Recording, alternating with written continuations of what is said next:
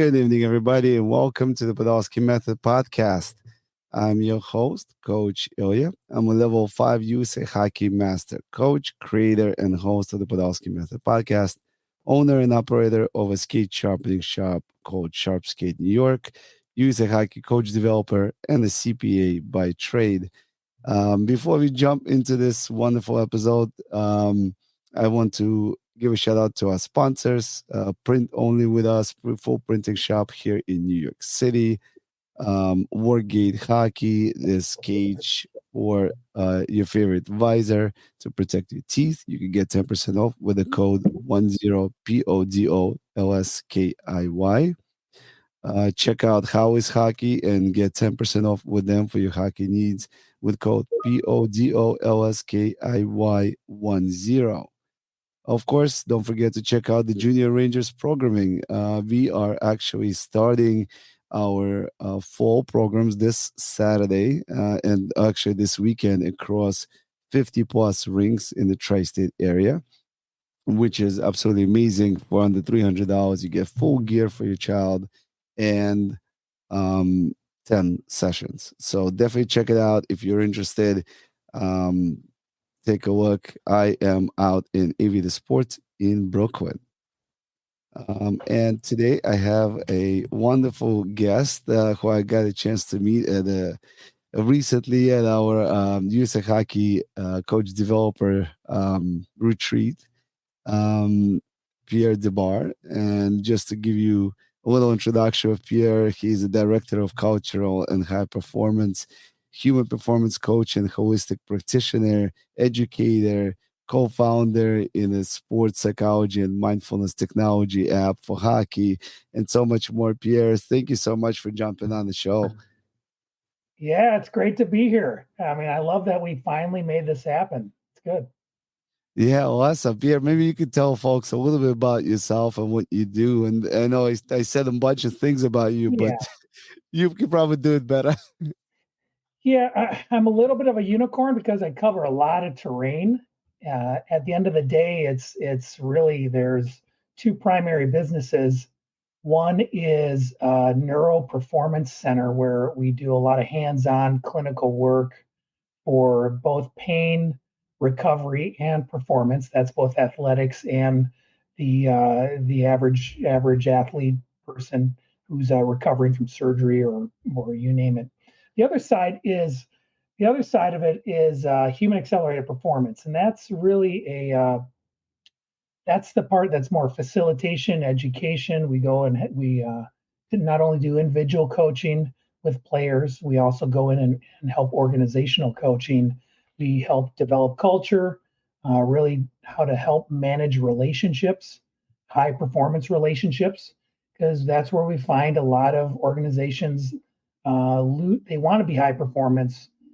They say they're high performance, but then you look under the covers and you find out the relationships, there's damage being done all over the place.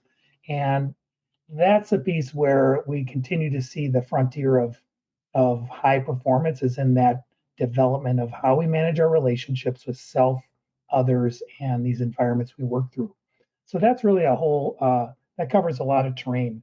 But we can talk everything from development on the physiological. We can talk about emotional and mindset. We can talk about relationship management. We can cover a whole spectrum here. It's really up to see where this goes.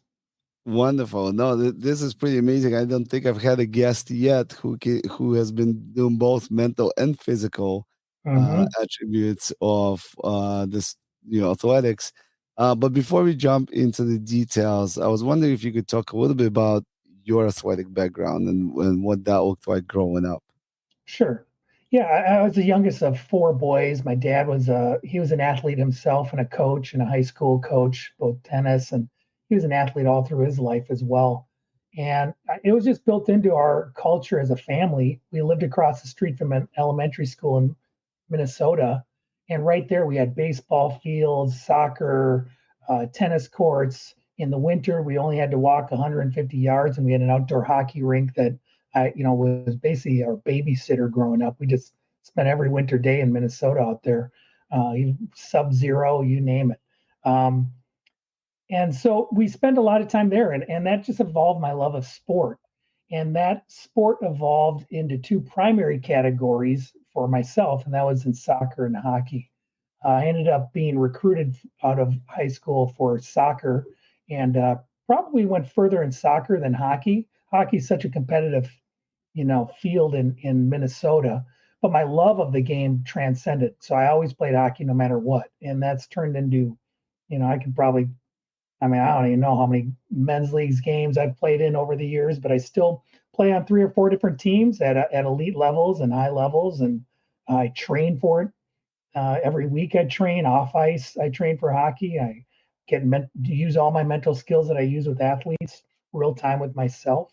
So I try out all the stuff I'm doing with myself, and I'm still at it, and I'm coming up on 52 here. I love it. It's interesting because I do the same thing. I play 3 or 4 times a week, myself as well as coach.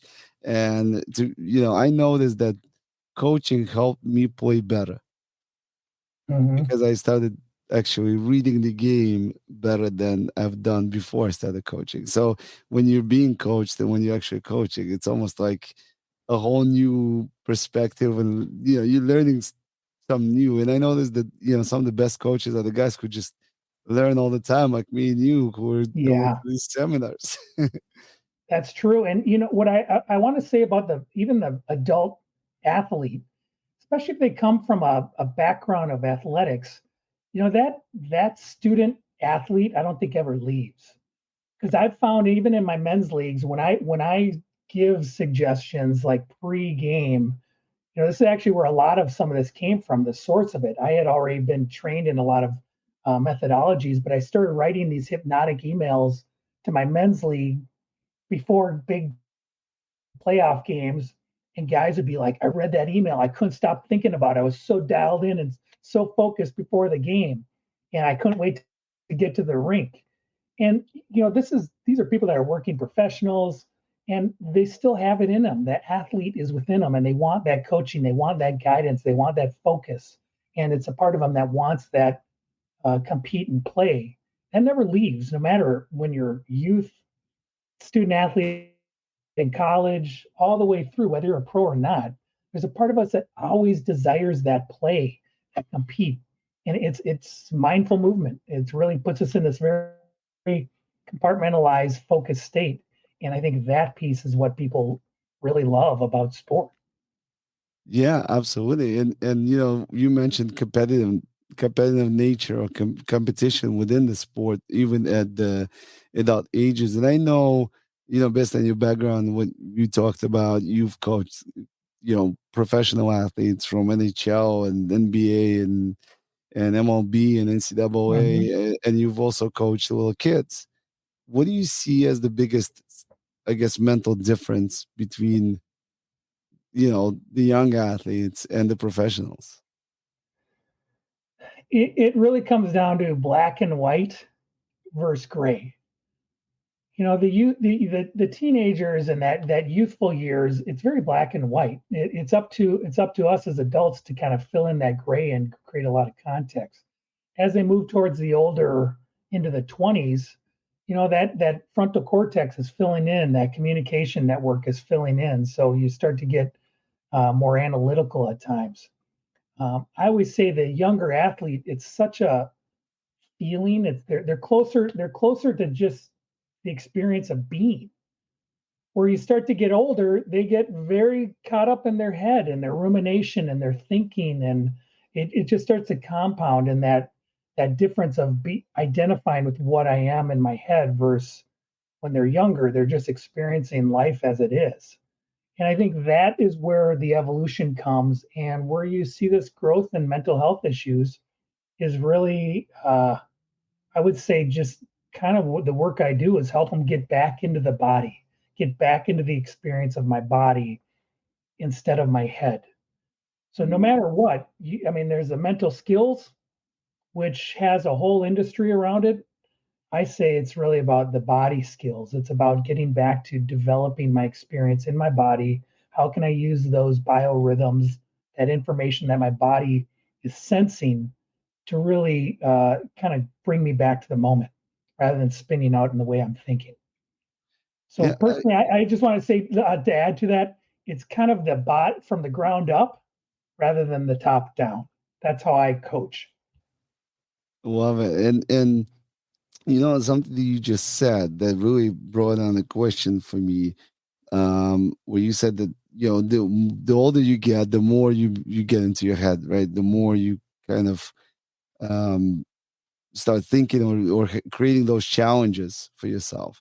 So, do you think that the mental struggle that some of the older professional players go through is almost self-made or man-made, if you will, versus something innate or like natural that's a part of your character? I do. I really do because here's even working with the top. You're talking the top of the heap athletes. They will create whether it's on ice. The on ice piece might be there where they're having. That's the easiest part. It's the off ice, the life, the relationships, the management of these other things that is really where they will evolve as that's where they'll get their challenge. Their real deep, powerful challenge is off the ice. And then they take it to the ice, and you'll see their performance up and down. But it's really how they're managing, no matter what they do to prepare. It's also their life takes up so much more than just that focal point of that sport. And I that's where you see a lot of the challenges in the upper echelon elite athletes is managing that off ice stuff. And that's the management of personal relationships, being a new parent, getting married. I'm seeing a lot of athletes go through that transition right now. And that can, depending on how you manage that, that can actually make you weak or it can make you very strong.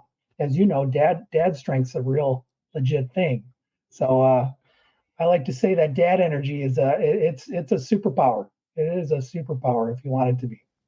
Yeah, I mean, for a long time when I just started coaching about a decade ago, there was this, I guess, a view of a parent coach that was, if you're coaching and you're a parent and your child is on your team, there's some sort of either favoritism towards your own kid or the opposite.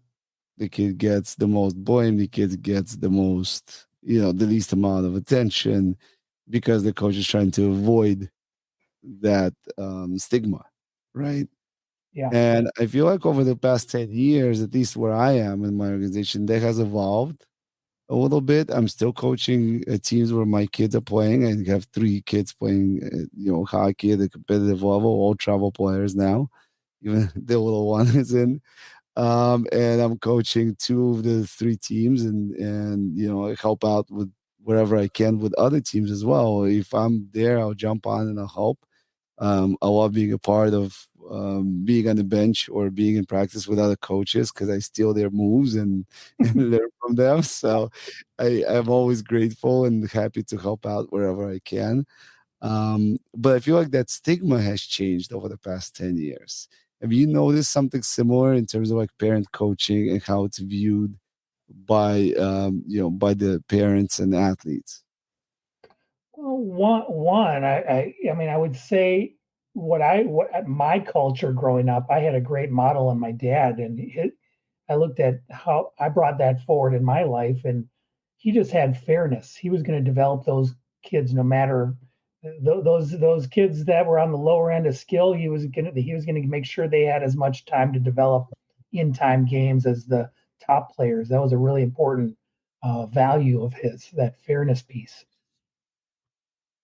So I tend to look through that experience through that fairness, and you will see that the ones that generally have kids, they tend to manage that process. What I see is overarching that you'll see more of a fairness approach, that they're not trying to lean too hard. You might see a little challenge with the kids, maybe a little, tiny bit of challenge towards their child, but overall, what I've noticed in the different organizations I've seen is that there's a desire for these parents to really grow as a coach and as a parent. And if that's the case, then they're constantly evolving how they're showing up as a coach. And that's what I see. I see that part of the industry. Of course, we all hear the horror stories of certain, and I like to think that's just those small little cases. But the overarching is that we have people that are wanting to grow and wanting to evolve with the sport.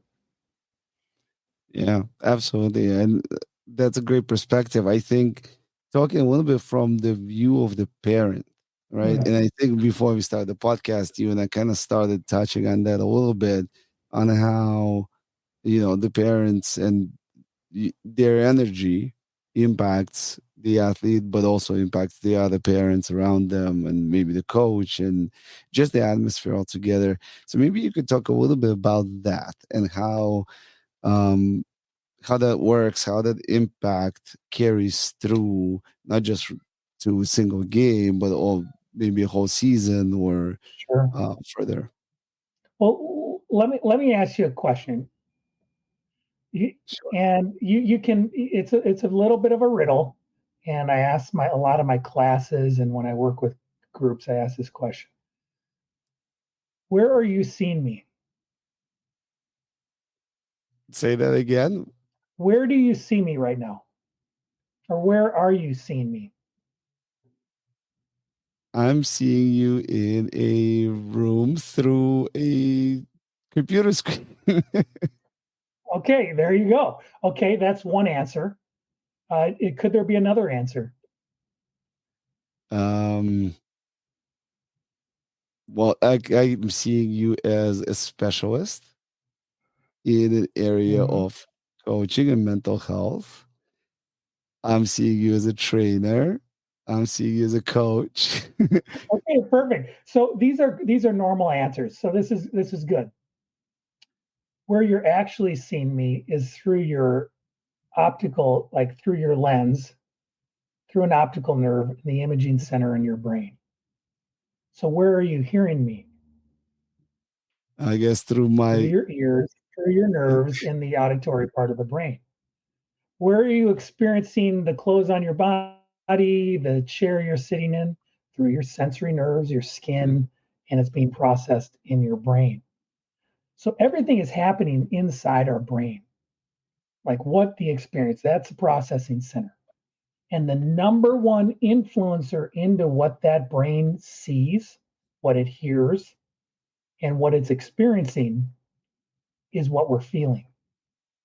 So if we're frustrated and we're angry and we're overwhelmed or we got anxiety, what we see is different, what we hear is different, what we're experiencing in our body, even how food tastes. You start to go into states of more courage or more calm or more balance or patience. How do you see things when you're impatient versus how do you see things when you're patient? Same thing, listening, talking. So really that's the qualities of the heart. So what we're talking about, you're asking the question of the influence of the parents and how a parent can support their child optimally. And here's the thing, the heart is 5,000 times stronger electrically than the brain. It's much greater electrically so than the brain. Anything electrical has an electromagnetic field. That's how Wi-Fi is communicated. That's how radio signals, everything's communicated through that electromagnetic field. Literally, how we're feeling is being broadcast into the environment around us. And how is that done? Every feeling we have, frustration, they've now have a specific heart signature rhythm to frustration. They've measured this. So literally, when we're frustrated, everybody feels it. If you've been in sport, you can tell when somebody gets frustrated. And if that one person who gets frustrated can overwhelm a whole bench, a coach that starts to lose their emotions, it can take over a whole bench. You talk about those momentum swings, that's energy, that's emotion. That's a feel tangible thing. So now what science is showing is that literally what we're feeling is influencing our environment around us. It's not what we're thinking, it's what we're feeling. And that is where we see a lot of distress in the human being. The number one stressor in the human is when the head is saying one thing and the heart is saying something else. I wish I would have said no and I said yes. I wish I would have said yes when I said no. Things like that, as simple as that. I'm going to put on I'm going to put on a courageous. I'm going to feel confident today. This is classic for. I want to feel more confidence. That confidence is a false confidence because if you're feeling overwhelm, anxiety, worthlessness underneath, you're kind of putting on this false bravado, and people can smell that. People can sense that. And so, how do we get back to training the system to tell the brain really how to feel and how to process? And that's working with the heart feelings. And we can there's a whole science behind it. Heart Math Institute, which I'm a trainer for. They're an organization out of Northern California. They do all sorts of research on the intelligence of the heart. I highly suggest that. We can talk about that for hours. It's my passion. Going back to the original question, coach, is what we're feeling, even as a parent. If I get upset and I'm impatient with the way my child's playing hockey, I'm literally influencing their system, their heart. We have direct access to that child. They know us. We have a direct field environment to them. So if we're upset, we're influencing them. It's really up to us parents to find a way to make sure we're regulating ourselves before we have a hard talk with them after the game, before the game, during the game, all those things, how we hold ourselves emotionally can really influence that child. And science has shown this. Heart Math has done a bunch of research around this. That's that's very deep, and I feel like a lot of people struggle with it. So if I heard you correctly, you're saying that feelings drive experience, not the other way around. Experience So doesn't here, necessarily drive the feelings, or well, is it both? here's how the nervous system works in a millisecond. In a millisecond, the nervous system works heart to brain, brain to gut. That's how it works. Boom, boom, boom. So when people talk about gut instincts, a lot of times they're referencing really heart instincts. The gut instinct is so. Here's another question: have you ever been in a situation that felt unsafe? Yes. Okay, so in that moment you felt unsafe. Something felt off. Then your head caught up in a millisecond, and started looking around, going, "Something's off here. Something's wrong," and start looking around. Now my mind's catching up to the information from my heart. My heart's picking up on this field environment. A person walks in that feels unsafe. You look and oh, there's a person. That's what our group. Now my gut instinct kicks in. Do I engage? Do I step away? Do I pause? Do I help? Whatever it is. So literally, there's the nervous system works really quickly between the heart rhythms, which are really regulated, whether they're depleting or negative emotions or positive emotions. They have different signature feeling, and the brain's constantly going, okay, so when I'm frustrated, it knows it gets a signal from the heart and says, "Oh, I know this rhythm." And it's frustration goes through the memory banks. This is how I act when I'm frustrated. I get angry. I get aggressive. I shut down. I retreat. I get silent. And then what happens? The gut kicks in. If I'm in depleting emotions for long periods of time, guess what happens? You pack on weight. You don't process. You don't metabolize well. Maybe your GI system gets constricted. You're not eliminating well, or your hyper elimination, whatever it is. That all of a sudden the organs start operating differently. So there's a specific rhythm here. Why? It's not just physical health.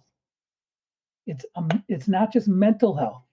We're talking emotional health is at a root of a lot of this high performance environment. How are we managing our emotions? And how can we do that? Because again, the body's going to respond to that. How we experience our life is going to be really driven by that. Is there a way that we can influence how we're feeling or changing how we feel? Like Mm-hmm. I'll give you an example. There's a period, 15, 20 years ago when coming home from work, I would work in Manhattan in the city. It was about an hour commute home, and I would fall asleep on the train, and I would wake up very groggy and frustrated and angry, right? And we just head out for a skid with my wife, and I would come home, and I knew that like a hothead, I would go off the hinges if somebody said something like the slippers were in the wrong spot, and that's it, and so I came home, and my wife is she's a child psychologist, she's a counselor, and she has like two master's degrees. She works in education, and I'm very honest and open with her, and thankfully, and I can tell her that, hey, um, I get really angry when I get home, so I need 20 minutes to myself. Mm-hmm. And so she was like, so whenever I would come home, she would just kind of like let me be. She wouldn't come, right as I walk through the door, and just kind of like let me come in, settle down, then we'll sit down for this. So, and that was going on for like a good 6 months, and then it stopped, but I was able to recognize that feeling I was having, but I Mm, wasn't able to actually control that feeling. I wasn't able to change it mentally, like just forcing myself to feel different. I mm, just had to manage it almost. sure. So when you work with like athletes and parents and folks, is there a way that you help them manage those emotions and kind of gain more control around it? Sure. Yeah, absolutely. Uh, we joke in hockey sometimes, especially when I'm at hockey director meetings. Uh, with hockey, all roads lead to beer league. You know, no matter what it is. I got a guy that just retired. He, touched the Stanley Cup, everything, and he's playing men's league now in Chicago, right? So it kind of cracks me up. Well, in the same vein, all roads lead back to the breath.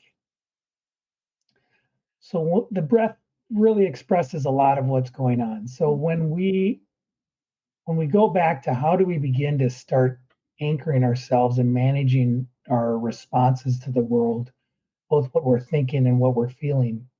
Um, and again, those are two different questions. What are you thinking? What are you feeling? Two different answers there a lot of times. And actually, they've shown it's two different information centers. This processes information. They've now found that the heart has its own ability to think, feel, process information. So they are two intelligent information centers. The gut's another one, has tons of information that's broadcasting. But when you look at it, providing those skills, some of those are like what you just described. I think of like a thermostat setting. It's like whatever sets you off for a while, whatever you got fatigued, maybe you got overrun or you had too much on the plate, whatever it was, your thermostat setting was probably set towards a little overwhelm, a little probably, who knows? I mean, it could be a couple of those things. And sometimes those undercurrents of emotions, they aren't really moldable in real time. It's like the real time in the moment emotions, we can manage those. It's the undercurrents, the long-term overwhelm, the long-term sadness and grief. Those things sit there for a while, and those have to be managed. The real-time emotions, I get frustrated, I get short with something. Listen, that's on me. I can manage that. I can actually transform that. So when kids or athletes have, performance, they get stressed before going into a big event. Hey, let's not only reframe it. Let's really look at how do we harness that? How can we just do some breathing, check in with our heart, acknowledge what we're feeling? I'm a little anxious, but how can we move that feeling using the intelligence of the heart to say, hey, what would I rather feel? I'd rather feel excited. I'd rather feel courage. I'd rather feel passion and joy. Great. Let's just breathe in our heart, take some breaths in. Let's really imagine a time you felt that. Let's connect with that feeling. Think of people that bring that out in you, and let's engage. Can you make a sincere attempt to feel that? And guess what? Just that experience, the breath, the feel, the heart, shifting the heart rhythms, the brain gets the information and the brain starts to put blood in the front of the brain rather than sitting in the back of the brain. That's those old behaviors. We want to get in the front of the brain. That's what I always say. Just neurologically, we want to keep getting ourselves in the front of the brain. So we got to get ourselves out of those old responses, which if we're feeling depleted, it'll keep us in the back. Mm. Right. And so So, yeah, can you give an example of a breath work one would do, especially, I hear a lot with a lot of athletes at all the ages, and especially guys who are migrating into beer league. There are moments, and I think we all experience them. Well, I don't want to call them depression, but it's like mhm. moments of sadness, and that they last for a few days, and they're hard to kick it to the curb or control it on your own. So, is there a breathing technique that you would recommend to an athlete or somebody who's transitioning out of that professional constant rigor schedule into more of a Yeah, luxurious calm life? yeah, that's funny. That's true. Because I've worked with a lot of athletes, and there's been some serious challenges. We're coming out of that high, NHL players that are leaving a long career behind, and all of a sudden they're sitting at home, and just all of a sudden going, "What's going on?" Right? Concussions have done it. Retirement has done it. You name it. Again, the qualities of you can accept. Sometimes you think you can accept something in your brain, but your heart's not accepting it. You're in resistance to it. You're not there yet. And I think again, going back to that heart brain connection, when your head's saying one thing, I need to accept it, but my heart's not ready to accept it. So if I'm not ready to accept it, what can I get to? What how can I begin to move this process? I can't just jump from sadness to joy. That's too big of a jump. How can I take these little steps in emotional sort of emotional steps to sort of give myself permission to work through this process of grieving, really, because it's a grieving of a lifestyle, it's a grieving of a identity, it's a grieving of an experience that brought a lot of meaning to these athletes. And that's a piece that anything meaningful is heart. That's the heart stuff. That's the heart qualities.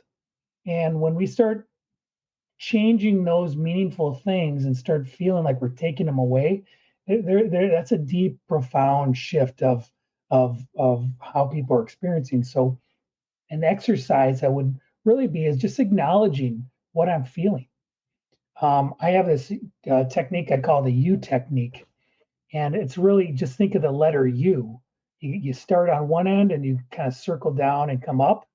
So that U technique really stands for at the top, you're basically thinking about something, you're ruminating. I'm ruminating about some issue. If you can acknowledge that, wow, I've been thinking about this issue for like 2 days, and it's just, I'm thinking, thinking, thinking. This is where you use the U technique. You come down, you drop down. What am I really feeling around what I'm thinking? I'm feeling sadness. I'm feeling grief. I'm feeling upset about this. I'm irritated. Okay. So you acknowledge what you're feeling behind that rumination. Now I'm at the bottom of the U. This is where the heart comes in. Take some breaths. As you breathe, imagine the breath is flowing in and out of your heart, the center of your chest. And as you bring awareness to that part of your body, you start to access that heart intelligence. And from there, you would ask, what would I rather feel? And usually the heart gives us a texture. It says, I want to feel acceptance. I want to feel willingness to let go. I want to feel some compassion for myself that I'm going through this, some empathy, some care, So, and then if you can just breathe that in and work your way up that U to the other side of the U, now how am I thinking? Hey, it's going to be okay. I need to reach out to a friend. I need to call somebody and just, check in and have them make me laugh, or a buddy. Like, you see how just that small little exercise using some breath, not doing box breathing, not doing all these other performance breaths, just really just breathing and bringing awareness to the heart and accessing that infinite intelligence that, and really the seat of our intuition is they've shown is the heart. Yeah, Is that I helpful? Did I love. kind of give Yeah, so no, this is great, and I really liked how you said, specifically, I caught the word acknowledgement. and acknowledging the fact that you're feeling a certain way and really giving it a minute, to kind of simmer and understand what you're feeling and how you want to feel. I feel like, inadvertently, I mean, I haven't thought about it in terms of how you just described it or in the pathway, but I have kind of done something very similar in over the years in my personal life and even working with kids, right?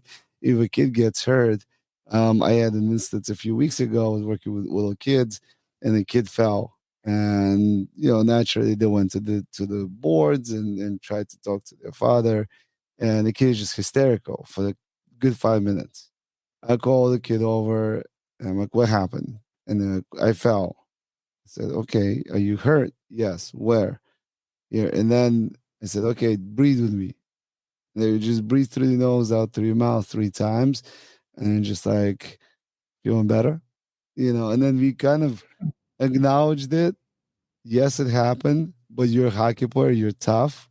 You're fine. Let's breathe together. And the kid was ready to go. And then the father came over to me after practice and goes, "What'd you tell him? How'd you? What'd you say that he just stopped crying?" I said, "I just acknowledged that he's hurt. I didn't. There wasn't a confrontation. It's like, hey, get up and get it together, and let's go play. You know, Well, first of all, it's beautiful, and you think about even in men's league, I see somebody get hurt. I'm the first one. I jump over the boards, go right over there. I put my hand on them, just say, take a breath. Breathe into my hand, just to bring awareness out of their pain. And I want to bring up something that right there. And I often ask this question, and I'm giving these are some of my greatest hits that I'm throwing out there. What's the difference between a hug and an embrace? What's the difference between a hug and an embrace? I guess a hug is physical and embracing sounds more emotional.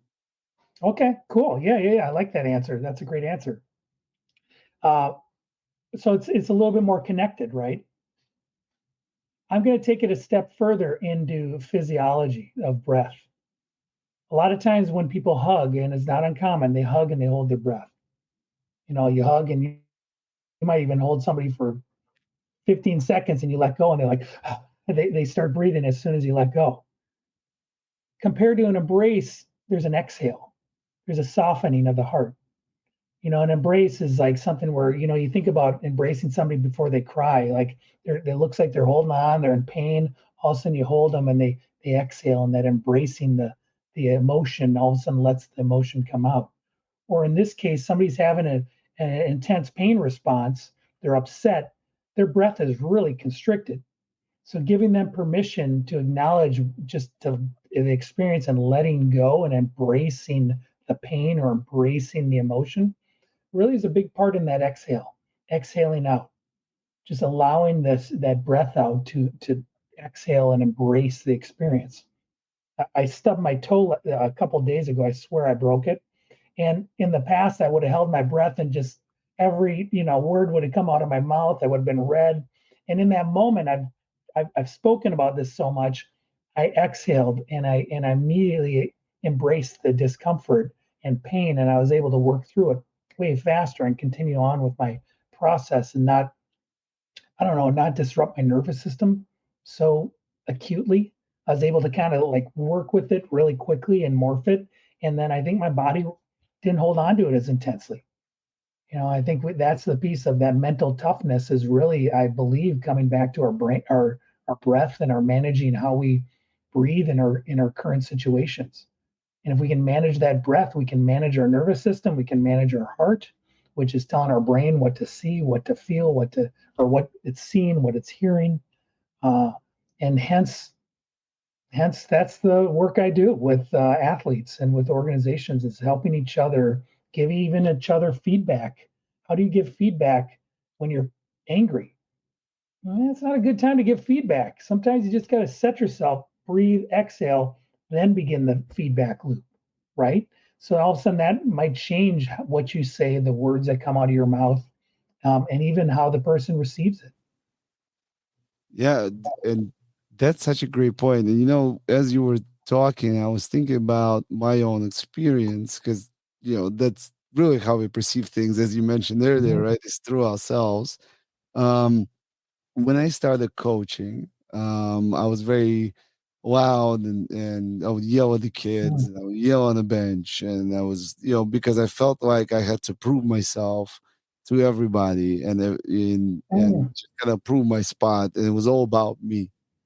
It was all about, winning games and I got great results with the kids, but at the expense Mm. of that kind of like just rage, Mm. and just kind of an anger approach, right? And then I think a few years in it, there's other coaches, my friends, and the director of my organization, and I spoke to a lot of different people. I spoke to parents, obviously family, and I started realizing that there's got to be a better way because I didn't feel good afterwards. Mm. When I got off the bench or when I left the game, I didn't feel good about winning. I felt like even though Mm. I got the result I wanted, but it wasn't in a way that I wanted it. It almost, and a lot of times you feel a little guilty in that situations. Mm. Um, and then the reason why I thought of that is because when you were talking about embracing, that's kind of what changed it for me. I embraced the fact that it's not about me. And whether I win or lose, that is not a Mm. reflection of how good of a coach I am or how good of a parent I am. And as soon as that happened, that transition occurred, my whole style changed almost, Mm. within weeks. And yes, I'm demanding and I try to instill discipline in the kids, but it's not through the rage, it's more through connection, it's more Mm. through relationship. And it's just a completely different feeling. And now when I come off the bench, whether we win or lose, I feel good because I Mm. connect as opposed to force and push. Ah, this is Ilya, this is so rich. That is rich with material that we can break down. That's beautiful, first of all, and kudos to you for being willing to change. It doesn't surprise me. I mean, your energy is, it's very contagious, first of all. Uh, but you talk about embracing. Embracing just like that exhale. It's like letting go. You're letting go of the tension, letting go of the pressure. You let go of the tension of needing to do something, right? You let go of that. You embrace the change. And what I hear from my lens and my experience is you really got connected to your heart. You were in conflict between your head and your heart. Your head wants to win, win, win. Your heart's saying, "No, this doesn't feel right. I feel guilty. I feel this doesn't feel right. I'm doing damage," or whatever it is to myself. I can only imagine your nervous system probably really shifted a lot after that change. I can imagine just how your cortisol works and everything just sort of, you know, it just was more regulated, I guess. But what you're talking about is really qualities of the heart. You change the way you listen to your heart. Your heart was screaming saying, "It's too much, too much, too much." Your head's like, "No, no, no. Okay, I guess I gotta let go." That's how I hear it. That's how I hear it through the lens of the heart and brain communication. That's great. And it puts so much in perspective that it kind of happened in my eyes. It just happened because of the course of action that occurred, right? But listening to you and you speaking to it, it all makes perfect sense. And understanding that that's how we can go through transformation to a positive connection between heart and brain that will put us in balance. I feel a lot. I feel also that drives you to happiness, right? And if you think Mm, about pursuit of happiness as the goal, right? And we want to feel happy, we want to feel mm, accomplished and acknowledged. If as and I think you pointed it out so perfectly because if you have that disconnect between your heart and your brain, you have an imbalance and you mm, cannot feel that happiness. You feel frustration and it's difficult to manage that. Um, do you think that something similar can be applied to, to parents? We see that all the time, right? In the bleachers and in the Well, stands. yeah, I do, and I don't want to lose this thought because I Yeah, think it's go ahead. very valuable. What we do when we disconnect from that head heart communication is, a popular term is gaslighting. We literally gaslight ourselves. Don't feel that way. Don't think that way. Don't like. We literally beat ourselves up. And a lot of that, you look at the mental health crisis. That's why I say this is a mental emotional health crisis. That communication system, when we discount what we're feeling and we try to override it with our thinking, right there, we're out of alignment. We're creating dissonance. And if that goes on long periods of time, our body shows it, our psychology shows it, our natural lens of how we view the world changes. And I think that communication system is so essential to well-being. And they've shown that the autonomic nervous system goes right through that heart. So what the heart's feeling, if you're feeling depleting emotions, your autonomic nervous system, it's like a inefficient driving. It's like driving with one foot on the gas, one foot on the brake. When you're feeling renewing or more calm or balanced emotions, your body goes into balance. So where I'm going with that is, as a parent, we talk ourselves. I'm a parent. I got a 10 and 12-year-old. My son plays hockey. Like, trust me, I have good days. I have bad days. I'm not perfect at all. And I teach this and coach this. And there's some days I have to go off into a corner and find a way to regulate myself and get myself into a place that I'm not freaking out or not getting upset. And a lot of things play into that. Other life experiences. It's not just this, it's what I'm carrying into the rink that a lot of times are putting me in those states. I, I just think that, listen, you said a big word, connection. Connection's the heart. It is. How many times have you had conversations and it's an analytical conversation and you walk away and it's like, oh, that was interesting, but there's like no connection. Right. But you are curious, you're inquisitive, you really are wanting to know. That's a connection. People feel that. And as a child, they can tell when you're there or not. And as a coach, this is what I see. I'm going right. I'm leaving tomorrow to work with a Division 1 college program, and then work with coaches and the coaching um, team. And here's the thing: they feel when you're connected to them. They feel when you care. They feel when you're in their best interest. And damage can be done, or resentment kicks in when they feel like they don't care about you. And that's the piece where the evolved athlete and where it's going is really going to come down to, we're getting these intelligent young kids coming up, and they're more emotionally emotional aware. They're coming out of a lot of upheaval. There's more awareness around it in the overall arcing uh, education system. We're going to have more aware kids, and they're going to be able to feel when you're there or not, when you're distracted or when you're actually truly listening. And the greatest gift you can give your child is just to know, like, hey, I'm connected to you. I'm here for you no matter what. Good or bad, judgment, no judgment. I'm here. I love you. I love watching you play. They always say that's the greatest thing you can say to your child. I love to watch you play. Lose or win, just love to watch you, see you play, move, compete, do your thing. So I think that's where we got to get back to, and whatever it takes to get there. An exhale, a breath, check in with your heart. Really, is this necessary? That's going to override the brain and give a different signal to the brain to say it's not that important. It's not that big a deal. Put it in context. But when you're upset, you're in the back of the brain going, this is the most important thing in the world. This is the most urgent thing in the world. It is so important. That's the old system work. Yeah. Yeah, So there you that's go. such a That's what good I got. analogy. No, that's such a great analogy. I really, really enjoyed that. And I think you put that in perspective so well. It reminded me of a scene in the movie. It's a Russian movie. It's called Brother. And there's a scene where the guy comes to America and he's walking.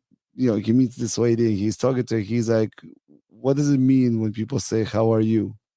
And she says, that means they're asking you how you doing in Russian. Like she translates it for him, and he goes like, "Do they all want to know how I'm doing?" And she says, "No, that's just they just ask."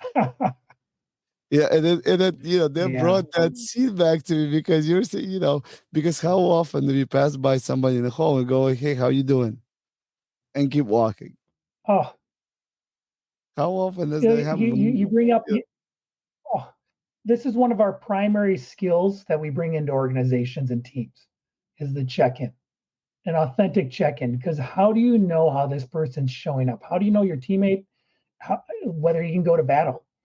Immediately we jump into battle and start competing, and then somebody's throwing a stick at somebody, somebody's crying in the corner, pouting in the bench, whatever it is. You could have got ahead of that just by checking in, having a formal check-in process as a team. Like, where are you on a warrior check-in right now? Oftentimes that gives, it's not uncommon. Me checking in with a high school team, half the team might be at 50%, maybe even a little down. They got other things. They got schoolwork. They got challenge. They stayed up last night. Things are rough at home, whatever it is. That's how they're showing up. And I'll have the team look around. Did you know that person was feeling that way? And no, no idea. Can you support that guy person? Yeah, I can. Great. Right there, you got the connection. Right there, you show care and concern for your fellow human. And that's compared to like, hey, how you doing? I mean, how many times I still do it. How you doing? Great. Very transactional, not yeah, transformational. Yeah. very true. I actually recently had an experience in the spring. I was coaching junior rangers, and I had a little kid who was probably about 4 or 5 years old, and we're going towards the end of the practice. He's obviously tired. He starts crying. I want my dad. I want my dad. I was like, well, daddy's watching you. We're almost done. We got 10 minutes. Let's go. Let's get done. He's like, no, I can't see him. I can't see him. I was like, I'm sure he's somewhere around. He could see you. He's watching you. He's like, no, I can't see him because he's dead. Mm, And, obviously you kind of a little bit stunned when a 5-year old says that to you. So I gave him a biggest hug and I said, I'm sure he's still watching. Let's skate together. And so we mm, finished off the practice. And to your point, every single one of these kids, whether they're 5 or 35, mm, they all have a story that they deal with. And sometimes they show up to the ice and we don't know which way they're feeling or what's going on in their head or their heart, or where are they that day. mhm, And instead of asking, we kind of jump on their case and, hey, you're mhm. playing bad today. You didn't pass the puck to me. You're not looking. You're this, right? And we escalating the situation beyond what it needs to be instead of being supportive maybe in that moment because that's what that person needs. And so it's so easy Yeah. to forget that emotional connection. Mm. It's brilliant. That's brilliant. And it's so true. And that's again, they feel that care and concern, right? They feel that genuine desire to understand how they're feeling. And it might be the first person to ask them authentically in a long time, even as an adult, because of that. Hey, how you doing? And it might be the first time they're checking in with themselves authentically in a long time. I find that to be the case too. It's like, wow, I haven't checked in with myself in a couple of weeks even. I've been just going, going, going, going, going. So yeah, that's great stuff. That's really good stuff. And that check-in process is one of the easiest things you can do. We actually have a project. HAP has been working with USA Hockey at the presidential level, executive level, all the way down to um, different affiliates or we work in New York actually. We got a project with the New York State Board of Amateur Hockey, and that's one of the primary tools we do is like, hey, check in. It takes about this much effort, and you get about that much return because you're honoring the humanity in each other. If you can honor that humanity just for a second, that immediately starts to begin that bridging those disconnects. I also feel like Yeah. when you do something like that, it makes you feel better as well. You know, Yeah. and a friend of mine and I actually had a very interesting discussion about altruism and being truly altruistic, right? And being just Yeah. being able to give without anything in return. And that my point was that that doesn't really exist because when you do something nice for somebody, you feel good about it. So you're doing it in return, you get the feeling of, hey, I called somebody, I helped somebody, you know? And so, you know, you're kind of talking through the definition of that word and what does it really mean if it doesn't, if it's like an ideological state that doesn't really exist, but it's something that we, you know, utilize to just, you know, acknowledge somebody giving something to somebody without an obvious reason of return. Yeah. Well, you nailed it. And what you're saying is what's happening inside your body is, hey, if I'm being compassionate to somebody else, I am compassion. So my body's responding in a regulated state. My brain is regulated, my cortisol, I'm releasing positive hormones in my system, my nervous system's in balance. So you're giving yourself a gift by expressing compassion to somebody else. So it is ultimately something that you're choosing to be, and in that being you're giving. You're sharing yourself, you're sharing your vibe, you're sharing your care, whatever it is. You're broadcasting that experience, and then you use your words or whatever not. So you're right on with that, man. Yeah, no, I appreciate that. The one thing I know we're coming up on the hour here, but Yeah. I did want to, you know, go a little bit longer here because there's so much good stuff that we're talking about.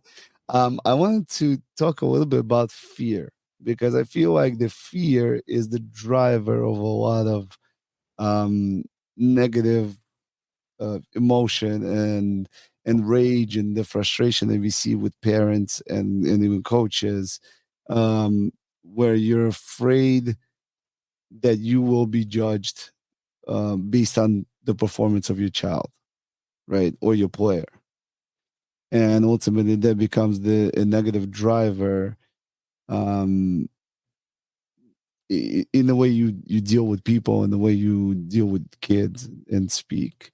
Um, have you had any experience where you're helping folks and parents and athletes get through their underlying fears and gain some of that confidence that we talked about earlier? Well, I think of a couple of things. So let's go back to COVID. When COVID happened, when COVID first started taking over, think about what they were showing on TV.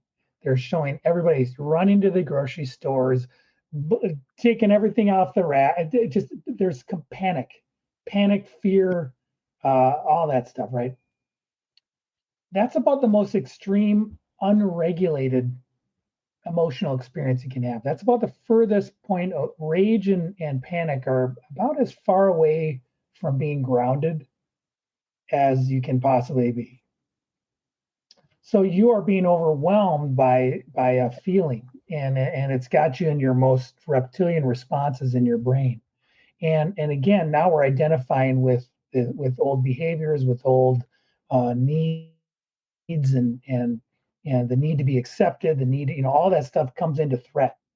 And I think that's the piece where acknowledging, being able to catch yourself, like, a lot of times, here's the thing, here's the question, here's one really solid question that will help you walk through the fear.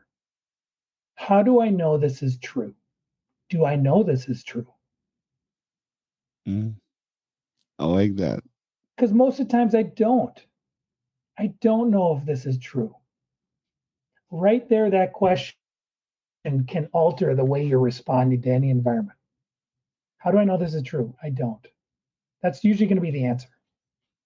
That catastrophic idealization where you're like, oh, that person hasn't I've texted them 4 times, they haven't responded back. Oh, they must hate me, something like that. Everybody's got that stuff, or that person doesn't like me anymore. In reality, they're probably busy. Most times they're not. But you got to fear like, oh my God, I'm rejected, or I'm in that primal fear of being rejected is kind of at a core of a lot of that fear base. Your wife probably knows this from a lot of her training. So, uh, but I would say going back to it, it's when we can ask ourselves thoughtful questions and have a couple of those core questions we can just ask ourselves in those challenging times. How do I know this is true? Do I know this is true? That all of a sudden forces blood to the front of the brain. Now our higher functioning brain and our higher sort of analysis can kick in and say, well, wait a second, what's really going on here? What do I need to do? Because usually we're operating out of a primal spot when we're in that fear. And a lot of this goes back to whether it's an athlete, whether it's a parent, whether it's an organization. It still goes back to that indoctrination of how can we train ourselves to not let that keep me from taking a step forward. Because doubt's always going to pause you. How can I acknowledge what I'm feeling and then be able to take a breath, step into courage, and move forward and ask a hard question, go find information to fill in that gap of what I don't know. How can I go have a hard conversation and maybe do it, vulnerably and build that trust with somebody, and maybe and deal with maybe an answer I might not like, but acknowledge it and work through it. So I think there's a lot there that you have to acknowledge what's happening in your body first. And I'm feeling tension, I'm feeling stress, I'm feeling upset, I'm feeling fear. Like, how can I shift that? And a lot of times, asking good questions, taking a breath, will start to begin that process and have morphine to be able to take a step forward into the fear, into the concern. That's where I'm coming from. Is that Yeah, helpful, or does that make yeah, sense? absolutely. No, this is Yeah, and then great. And again, we could have a whole book on this. So there's a lot more to it. I'm simplifying it to one tool. There's a lot of other ways to manage that process, but that's just one I would throw out there. yeah, it's wonderful. Thank you for sharing that. I think that uh, thinking about breath work, and I think that's been a theme of a lot of things that you've been saying, and how practical that is in application, and Mhm. how that's one tool that I feel that folks need to start putting into their back pocket, whether they're parent on the bleachers or whether they're coach on the bench, or maybe even an administrator, or a ring staff, or an athlete themselves, in Yeah. managing the way that they approach their response.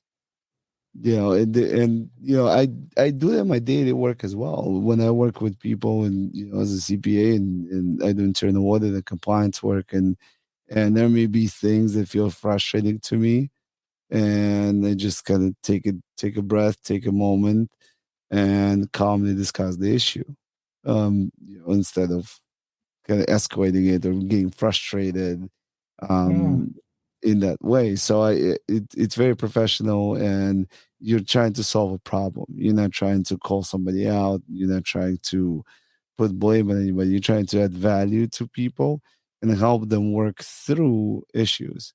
And again, it gives you that gratifying feeling that we talked about earlier, Mm. where you didn't come there to reprimand. You came there to become a team and help. Yeah. To me, that sounds like your optimal self. When you think about being optimal, being an optimal human, it's a high functioning, high relationship, high connection, calm under pressure, uh, being strategic, being able to problem solve in real time.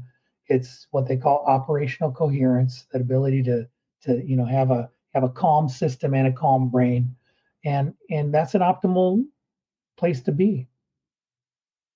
And you're just describing it. You just gave a bunch of descriptors of that optimal self. And again, going back to it, that's a feeling that's generating in that millisecond. My heart's feeling something, my brain's following, and my gut instincts are supporting that. So Awesome. Well, Yeah. I think we're gonna have to do another show because we have a Yeah, ton of I think stuff. so too, man. We got a whole other electrical energetic side we got to talk about and team building and other things. I mean, we could keep going on this, of course, but we'll do another one. I love it. So before I close out, I always like to do a little rapid fire with a few questions. Yeah. So we'll start with the first one, which is just what motivates athletes. I'm going to say to evolve, to be on their cutting edge, find to experience themselves in a new way. Nice. Next one is if you could name three character traits that you notice in successful athletes, what would they be? A desire to grow, a willingness to receive feedback, so they can change their behavior or change their skill, and I think just a desire, a willingness to do the hard work. Chop wood, carry water. They're willing to get up and do the hard work when others might not. Love that. Totally agree with it. And then the last one here is if you could name three things that can hold an athlete back, what would they be?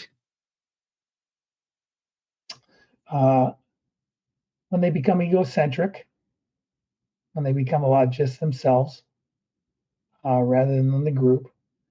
The group is what can make them a super athlete. Uh, Another is when they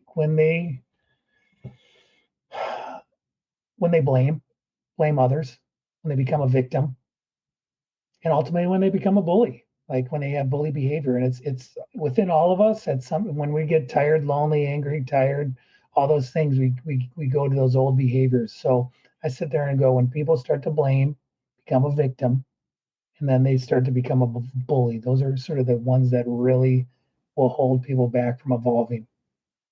You know that really resonated with me personally because I've actually recently had a conversation with my kids where if I asked one of them to do chores and he's like, "Well, he didn't do it, my brother didn't do it," and so I had a whole conversation about them taking ownership of their own responsibilities Mm, and not worrying about what somebody else did or did not do.